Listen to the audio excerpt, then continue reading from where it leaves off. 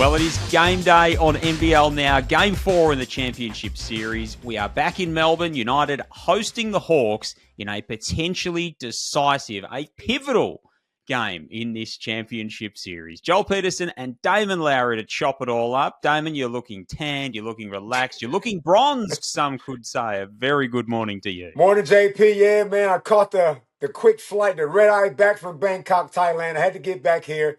Could not miss Game 4. I'm bringing out the big guns. You're sitting down in your home studio. You know how the coaches have those standing timeouts? This is a stand-up pod, JP. I'm fired up. I like it. I can say a little bit of Pete Hooley over your left shoulder as well, which is just a nice little backdrop into what we're going for tonight. And as we get to tonight, I should say, because it is going to be so exciting at John Cain Arena. Game 4, potentially a closeout game for Melbourne United. The Hawks trying to keep the series alive, of course, having lost Game 3 on Sunday.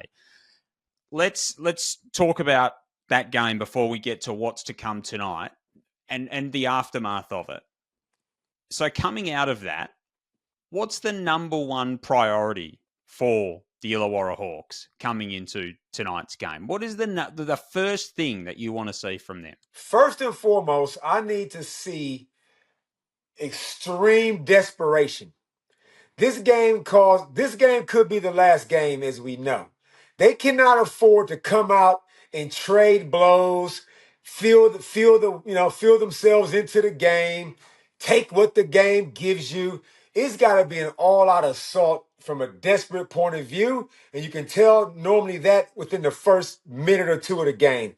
If they don't come out with that, JP, I don't know what it would take to get this team up as a collective unit. I know there's a couple of players in that team, a la Dave O'Hickey, Mason Peatling. I know what those guys will definitely go, they'll run through walls. But sometimes, like I say, as a collective, they get a little too casual for my liking. The mental hurdle of kind of tossing a game away the way that they did and going away what was working for them. And with full respect to what Melbourne United was able to do down the stretch to execute their side of the bargain. But how significant is the challenge to sort of pick yourself up from a loss like that when Trey Kell goes down with an injury with 2 minutes remaining as well? Like, how do you sort of steel yourself to come back and re-enter the fight? You definitely need to lean on culture and lean on leadership. Now, right now, their leadership is compromised. It's under question. It's under pressure. They're going to have to realize, what do we actually stand on as a team? And somebody, in the words of Bruce Springsteen, JP, you can't start a fire without a spark. Somebody on that team in that locker room, before they even run out there on the court, got to start a spark to start the damn fire. We will talk about the Melbourne side of this, of course, but sort of our focus starts with the Hawks, given the stakes for them needing to keep their season alive, and Trey Kell being a big question mark coming into this game. So the Hawks posted yesterday on X and on social media that Trey Kell had sustained an impact injury to his leg, that scans had showed that, and he'll be assessed before Game 4.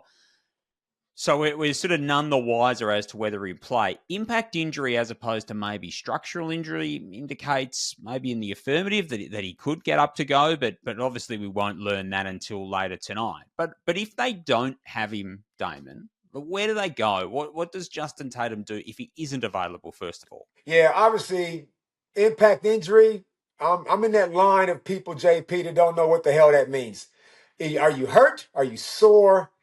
What is it? So we don't know. So now you're just going to leave the door open to speculation. Allow me to speculate. I think he's okay to play.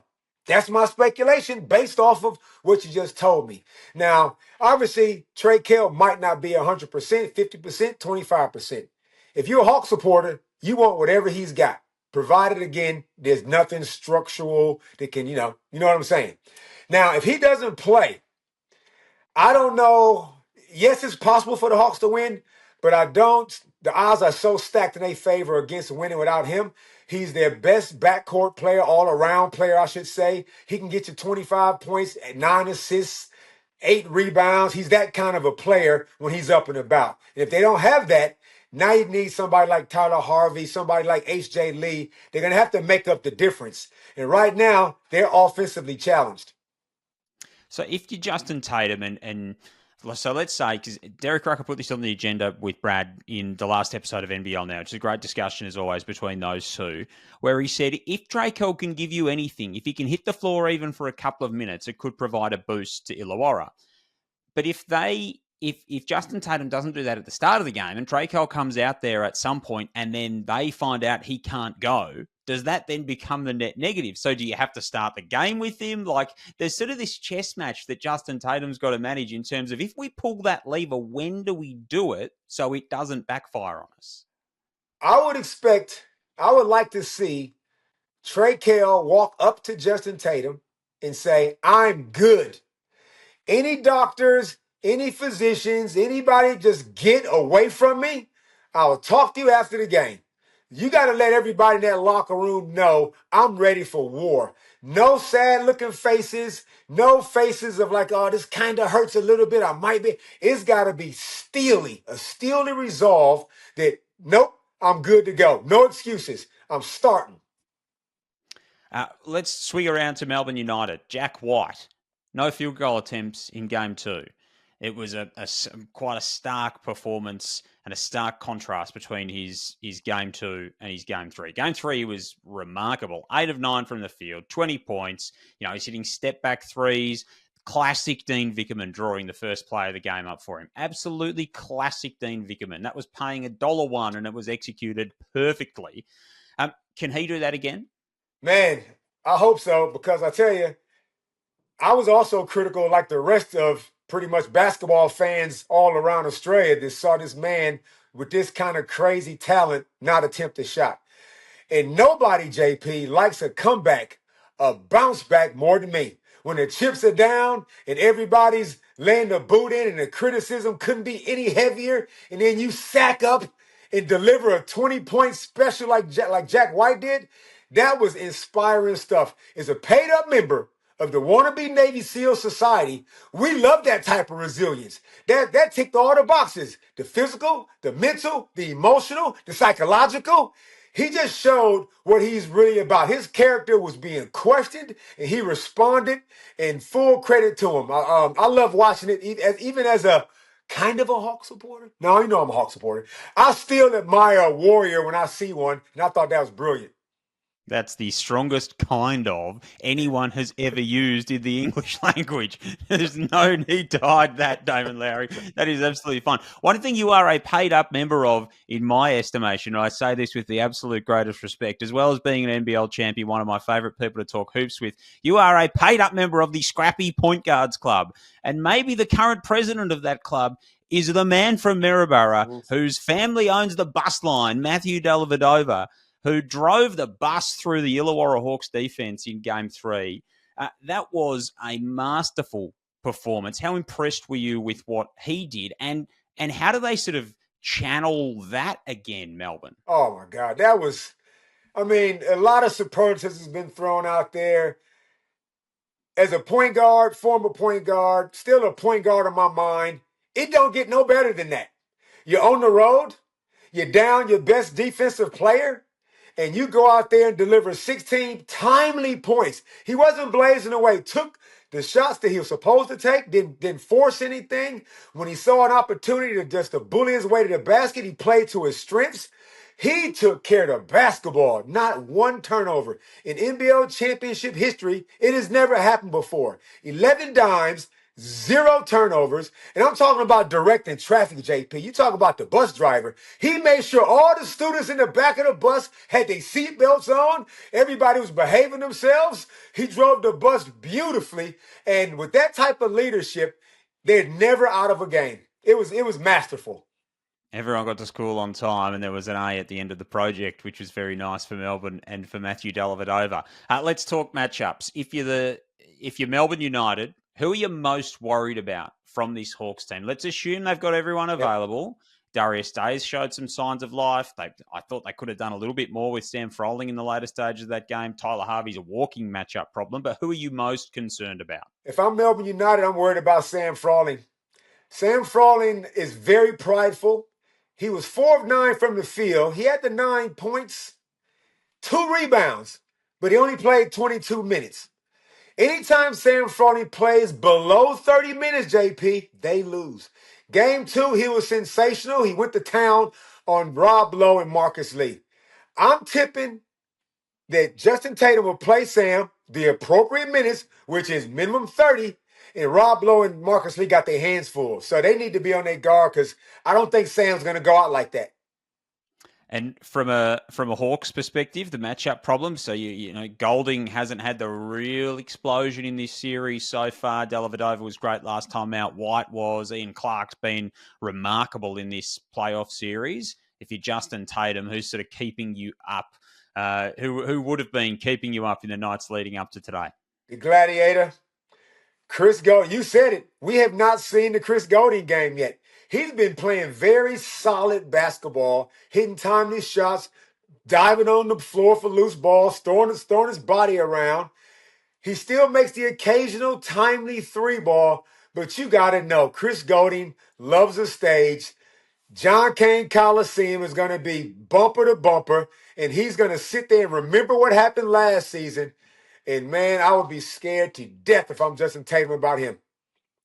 Yeah, rightly so, given what we've seen from him throughout this season and throughout this playoff series. So, of course, 7:30 tonight is tip-off. Pre-game action on ESPN from 7, thanks to basketball.com.au with Felix, Copes and Hools as always. Before we get to all of that, before we wrap this show up, you've had your coaching bucket hat on in the last few days. So you've warmed up really nicely. You're in form. What I want from you is you're in the huddle with each of these teams before we run out there for tip-off. I want your final address. I want your final rev up, your final message, your decisive point before a game 4. Let's start with Melbourne. I'll give you the Hawks a little bit later. Channel your inner Dean Vickerman. Give it, you got to start with an all right, because that's what Dino does at every time he addresses his team. What are you going for to get them ready? Well, I'm not going to go and get my glasses because I'm too vain. I don't want people in public to see me. I don't look smooth in my glasses like you do, JP.